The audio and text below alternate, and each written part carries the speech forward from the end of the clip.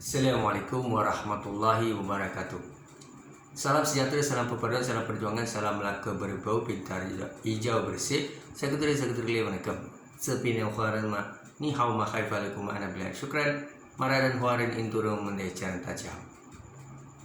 Tentang puan saya Muhammad Anwar Fahmi Haridas bin Abdullah selaku Presiden Pertubuhan Masyarakat Sivil Negeri Melaka tampil lestari untuk membincangkan isu perkembangan dengan masa depan rakyat negeri Melaka.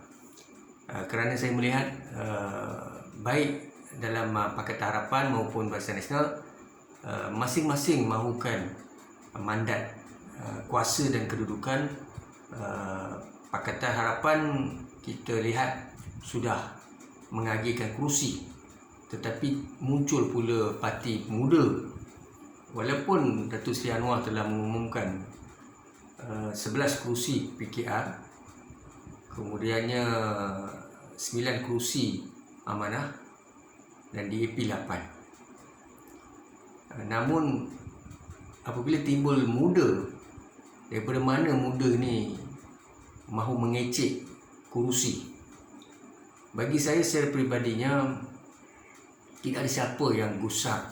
Saya antara orang yang menggalakkan pengundi muda ini tampil menjalankan tanggungjawab dan mewarnai kepimpinan landscape kepimpinan politik Malaysia. Tapi dalam keadaan di Melaka ini, yang pertama kita perlu lihat, adakah Parti Muda sudah pastikan pengundi-pengundi muda berdaftar mengundi?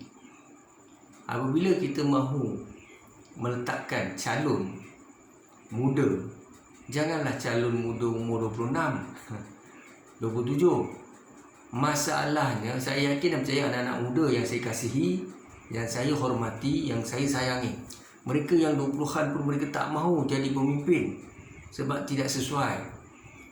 Cumanya bagi saya, anak muda yang dimaksudkan mungkin di bawah 40 atau lebih 35 tahun. Kalau 20 lebih ni, kematangan dia itu jadi isu. Dan saya yakin dan percaya, kalau saya umur 26 pun, saya tidak mahu menjadi adun dan ahli parlimen. Tapi apapun, bagi saya yang paling penting Presiden muda YB Syed Saddiq ini perlu fikirkan adalah berapa ramai pengundi yang telah mendaftar mengundi. Jadi sekarang ni, mengikut Yang Amat Berhormat Perdana Menteri Malaysia Datuk Seri Ismail Sabri, bahawa pada Januari 2022 barulah secara otomatis atau secara automatik anak-anak muda ini akan didaftarkan dalam SPR, senarai SPR. Saya rasa lebih elok kita tunggu pada pilihan raya yang iaitu tahun depan lah, khususnya pilihan raya ke-15, pilihan raya umum. Yang Melaka ni saya melihat YB Syed Saddiq elok membantu saja jentera parti di Melaka, khususnya Pakatan Harapan. Tapi kalau beliau mahu juga menyertai, mahu juga by hook or by crook, dia nak juga letak calon, cuba berunding dengan Datuk Seri Anwar PKR, Presiden Pakatan Harapan, minta satu kerusi daripada PKR dan satu lagi kerusi daripada amanah. Jadi akan ada 2 kerusi. Tapi Syed Saddiq kena fikir, calon yang nak ditempatkan di Melaka ni mestilah yang kredibel, yang diminati, yang berkarisma, yang ada aura. Saudara kena fikir ya, sebab pilihan raya negeri Melaka ni bukan untuk uji kekuatan DAP, kekuatan PKR, UMNO, Barisan Nasional, PAS, bukan begitu ya. Sebab cerminan apa yang berlaku di Melaka ini, dia akan memberi kesan impak yang besar kepada struktur pentadbiran negeri Melaka, khususnya siapa yang jadi kerajaan kemudian. Adakah kerajaan itu berintegriti, beraccountability, bermaruah, berprinsip, kerajaan berwibawa, kerajaan tidak korup, salah guna kuasa. Saya sebagai rakyat negeri Melaka, sebagai Presiden Pertubuhan Masyarakat Sivil Negeri Melaka, telah lama mengikuti perkembangan negeri saya, dan kita dah beri ruang dan peluang kepada UMNO, Barisan Nasional terlalu lama. Dan apabila Pakatan mengambil alih, saya dalam satu sudut mahu melihat apakah yang mampu Pakatan lakukan Dan kita harapkan Pakatan akan membuat satu pembaruan yang lebih baik daripada BN UMNO. Dan janji manifesto Pakatan akan ditunaikan dengan baik. Saya akui Pakatan Harapan, khususnya Adli Zahari di Melaka, seorang pendengar yang baik, lestari, bermaruah, berprinsip. Tapi seperti saya selalu menyatakan, saya seorang yang tidak mahu mengampu, membodek, memakan dedak. Ataupun saya akan cakap semuanya positif tentang BN atau semuanya positif tentang Pakatan. Itu bukan saya. Itu bukan Anwar Fahmi. Anwar Fahmi adalah saya. Ya. Jadi mungkin orang lain dia kalau dia berpegang pada Pakatan Harapan, dia sangat taksub dengan Pakatan Harapan. Semuanya baik. Tak ada apa pun kelemahan Pakatan bagi dia lah. Saya bukan begitu. Prinsip saya berbeza. Kalau saya nak cerita tentang UMNO BN, saya takkan beritahu pada tuan-tuan UMNO BN semuanya bersih. Mustahil tuan-tuan. Kita sebagai manusia pun akan ada kelemahan. Siapa tak ada kelemahan? Semua orang ada kelemahan. Ya. Baik. Sebab itu saya melihat kepimpinan Pakatan Harapan pada ketika itu turut melakukan beberapa kekhilafan. Kesalahan yang besar adalah apabila mereka mendapat kuasa, khususnya Pakatan Harapan tidak pernah menang di Melaka menjadi kerajaan. Apabila mereka menjadi kerajaan, saya dengar YB Adli Zahari menyatakan bahawa beliau sentiasa memberi peringatan kepada mungkin saya tak tahulah dengan siapa Tuan Adli Zahari ini beri peringatan.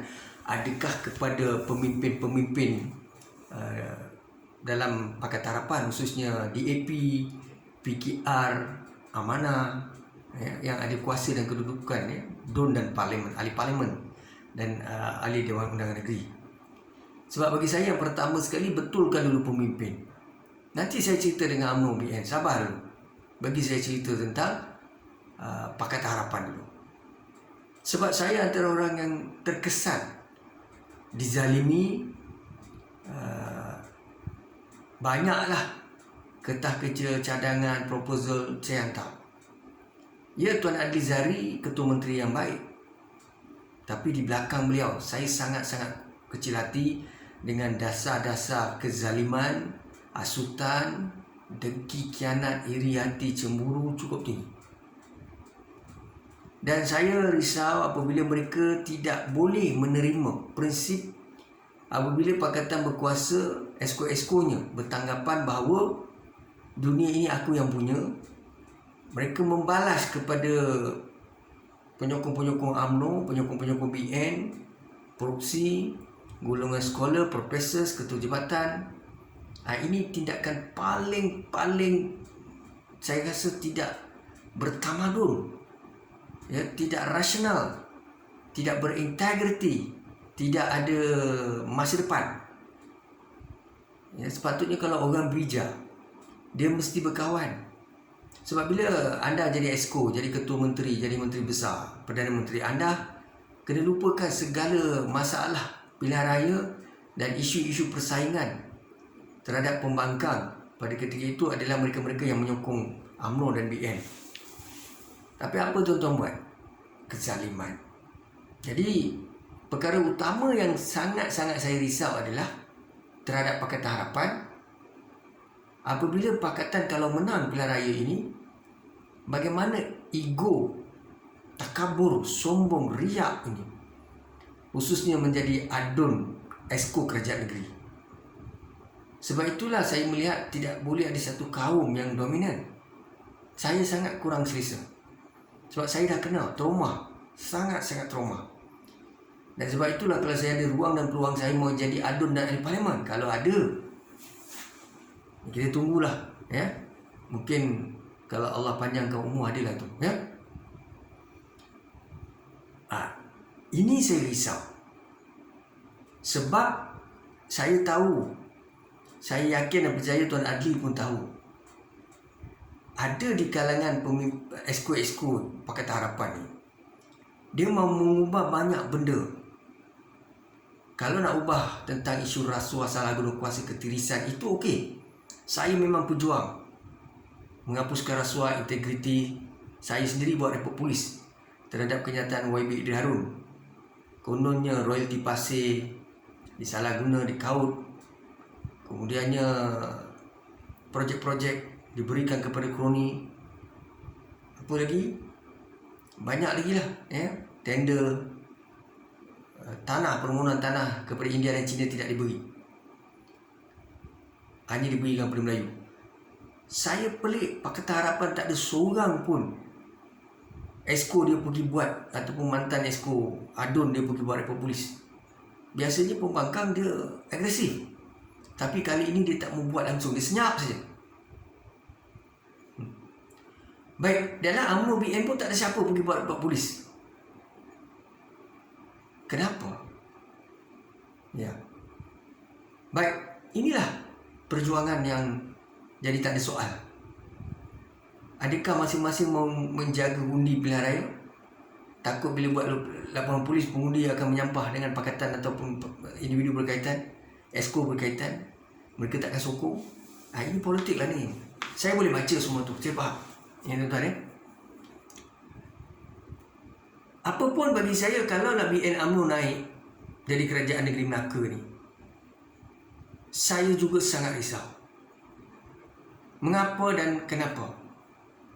Sebab rasuahnya boleh tahan, salah guna kuasanya boleh tahan,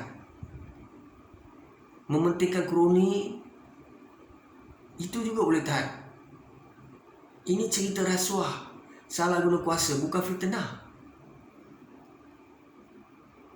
Bagaimana mereka boleh hidup dalam suasana melakukan rasuah, ketirisan, salah guna kuasa, dan tidak ada sikit pun sifat malu, berdosa kepada mereka ini. Dalam Pakatan Harapan ada tak rasuah? Ada, tapi tidaklah banyak, mungkin 10%. BN UMNO 70-80%. Ini yang saya bimbang. Kita ada scholars, kita ada professors, kita ada calon-calon DUN dan ahli parlimen yang muda daripada Barisan Nasional UMNO. Saya memang perjuangkan perkara itu. Dalam Pakatan Harapan pun saya suruh buat, cari calon-calon yang berilmu, PhD, master, degree, profesional, trending. Tapi masalahnya, adakah mereka boleh menentang rasuah, boleh membetulkan UMNO dan BN? Dekat situlah saya sangat-sangat risau. Bagi saya, siapa naik itu tidak penting. Yang pentingnya adalah selamatkan negeri Melaka, harta rakyat, kewangan, pembangunan ekonomi, taraf hidup, memperjuangkan kebajikan rakyat. Itulah. Sebab saya berjiwa kepimpinan dan saya mahu jadi pemimpin. Dan saya tidak tahu bila masanya nanti. Rezeki. You need a power to make a change. So I cannot move. I cannot share my value. I cannot, it could be lead or rule or do my best to the state level or federal level. It's just because I don't have the platform and opportunities. So what can I do? What more can I do? What else can I do? I only can persuade. I only can educate. I only can coach. I only can explain this to you guys. This is the problem.